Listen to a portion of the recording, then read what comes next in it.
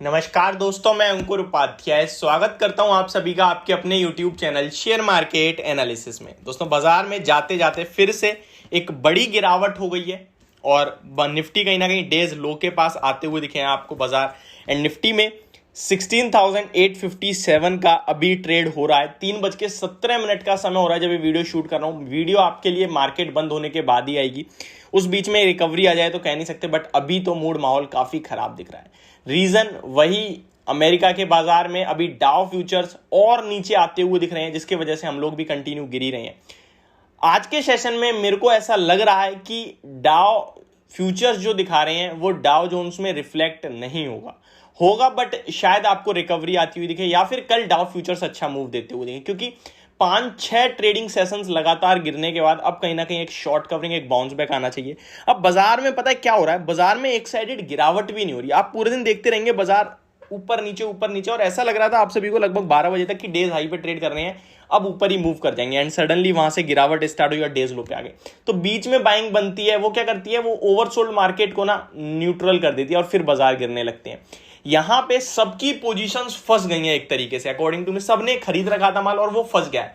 अब वो कोशिश कर रहे हैं कि हमारा माल निकल जाए, तो बाजार में हल्का फुल्का भी मूव आता है, वो अपने माल को छोड़ देते हैं। ये प्रेशर बनाने का काम कर रहा है। इनफैक्ट अगर आप पूरी मार्केट में जो चल रहा है वो मेरे से पूछें और अगले 3 मिनट में मैं आपको बताऊं तो केवल 3 चीजें ही चल रही हैं बाजार में। एक, अमेरिका को देखकर गिरावट, दूसरी कच्चे तेल से रिलेटेड स्टॉक, और तीसरा डिफेंसिव काउंटर। बस इन्हीं 3 चीजों से जो स्टॉक्स रिफ्लेक्ट करते हैं वो ऊपर नीचे हो रहे हैं, अदरवाइज पूरी मार्केट वहीं की वहीं पिट रही है। तो चलिए मैं आप सभी के साथ डिटेल में समझाने की कोशिश करता हूं इन 3 चीज में से 2 चीज को, क्योंकि बाजार में गिरावट चल रही है अमेरिका के बाजार से, वो आप सभी को पता है। बाकी के 2 चीजें मैं आपको समझाने की कोशिश करता हूं। सबसे पहले जानते हैं डिफेंसिव काउंटर्स के बारे में। अब भारतीय बाजार में डिफेंसिव 3 सेक्टर है, एक है आईटी, एक आईटी है, एक एफएमसीजी है और एक है फार्मा। अब आईटी और फार्मा में एक पॉजिटिव पॉइंट मैं आपको बताता हूं, फिर एक नेगेटिव भी बताऊंगा। आईटी फार्मा के लिए जो पॉजिटिव है वो ये है कि जो डॉलर आई है इनकी वो बढ़ जाएगी। क्यों? क्योंकि वहां पे डॉलर की कीमत बढ़ती हुई दिख रही है, ये पॉजिटिव है। लेकिन यहां पे इन दोनों ही डिफेंसिव काउंटर में आईटी के लिए प्रॉब्लम है, क्योंकि वो अमेरिका से ज्यादा बड़ा कारोबार है उनका और वहां पे प्रॉब्लम चल रही है और मेनली आईटी से ही चल रही है, तो इसलिए उनपे तो प्रेशर है। लेकिन फार्मा एक आउट परफॉर्मेंस दिखा रहा है। तो फार्मा में एक तो आपको अच्छी तेजी देखने को मिल रही है, इस गिरावट में पार्टिसिपेट नहीं कर रहे हैं फार्मा स्टॉक्स। एंड मैंने आप सभी के साथ कल के सेशन में सन फार्मा, मॉर्निंग की वीडियो में भी सन फार्मा रिकमेंड करा था। डीवीज लैब मेरी लॉन्ग टर्म पिक के रूप में आपके लिए रिकमेंडेशन है, तो यहां बने रहे। अब बात करें सेकंड आईटी के बारे में, तो आईटी अगर आप यहां से 1-1.5 साल का व्यू रखते हैं तो डेफिनेटली खरीदने के मौके। अब आते हैं ऑयल मार्केटिंग कंपनीज पे, यानी कि जो क्रूड ऑयल से रिलेटेड है, यहां पे भी काफी ज्यादा इंपैक्ट पड़ रहा है और यहीं तेजी बन रही है और यहीं मंदी भी बन रही है। एक और डिफेंसिव सेक्टर होता है, वो है एफएमसीजी। अब एफएमसीजी में कुछ चुनिंदा नेम्स जो है वो आउट परफॉर्मेंस दिखा रहे हैं, like Hindustan Unilever, like Britannia. क्यों?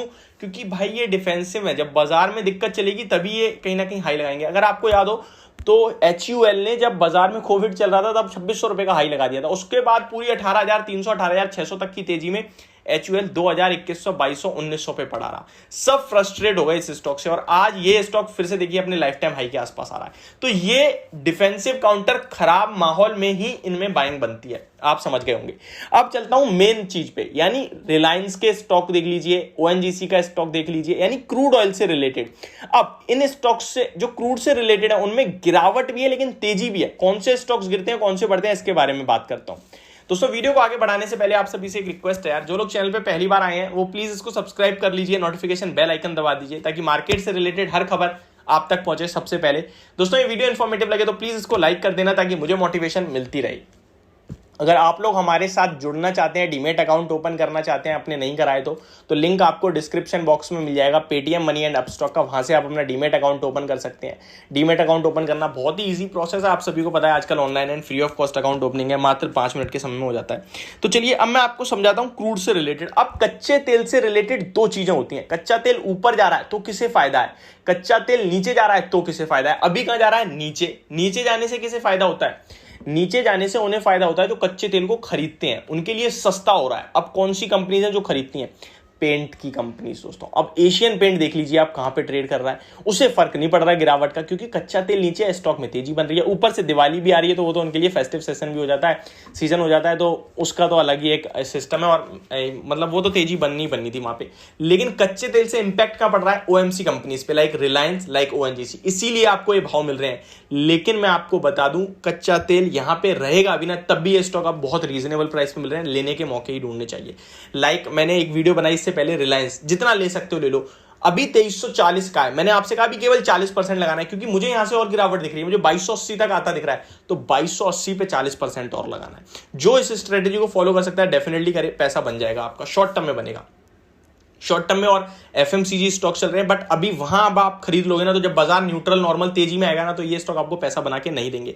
तो यहां गलती करता है एक रिटेल इन्वेस्टर, तो सावधान रहे। जो तेजी में है वो आप खरीदोगे तो हो सकता है आज लेके कल फायदे में आ जाओ, लेकिन अगर आप होल्ड करने की कोशिश करते हो ना, पता चले 3 महीने में कुछ और ही सिचुएशन हो जाए। आज जहां प्रॉब्लम है लेकिन कंपनी अच्छी है, वहां पैसा लगाओ।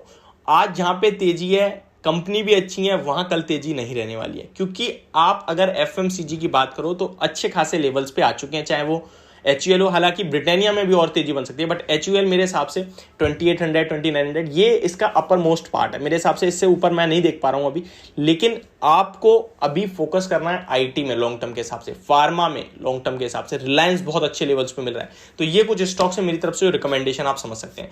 होप आपको सब कुछ क्लियरली समझ में आ गया होगा। Thank you so much for watching this video, have a great day guys.